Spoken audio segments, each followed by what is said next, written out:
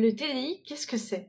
Dans cette vidéo, on va pas parler des signes cliniques du TDI parce que je ne suis pas médecin et je ne vais pas m'attarder dessus pour l'instant, je trouve que ce n'est pas mon rôle. Mais je peux expliquer brièvement ce que c'est de manière assez simple. Alors il y a plusieurs façons de classer le niveau de dissociation, mais celui que moi je vais prendre, c'est la théorie de la dissociation structurelle. Je vais essayer de mettre une petite flèche ici. Il y a 3 niveaux de dissociation, donc primaire, secondaire et tertiaire, et le niveau tertiaire, c'est le niveau le plus important au niveau de la dissociation. C'est là où la dissociation va vraiment être très marquée et très importante. Et c'est là où on retrouve le trouble dissociatif de l'identité. Ce trouble-là, il arrive dans l'enfance et se structure dans l'enfance à cause de traumatismes qui sont répétés.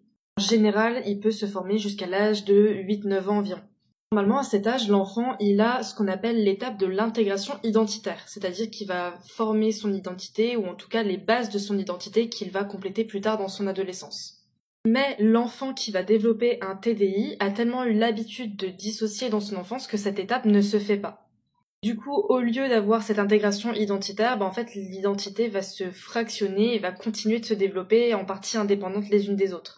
Indépendantes, oui et non, disons qu'elles vont coexister entre elles, mais qu'elles vont avoir des particularités différentes.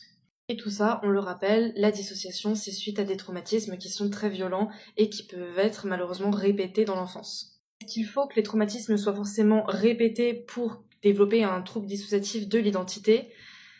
De l'expérience que j'en ai eue, non.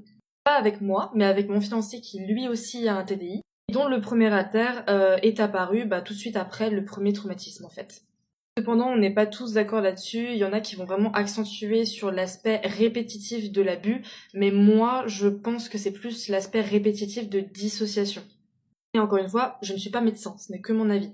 Alors ces traumatismes, ils peuvent être de nature diverse. La plupart du temps, ce sera malheureusement des abus infantiles ou de la maltraitance infantile ou des abus sexuels. Mais ça peut très bien être du harcèlement qui a commencé très très jeune par exemple.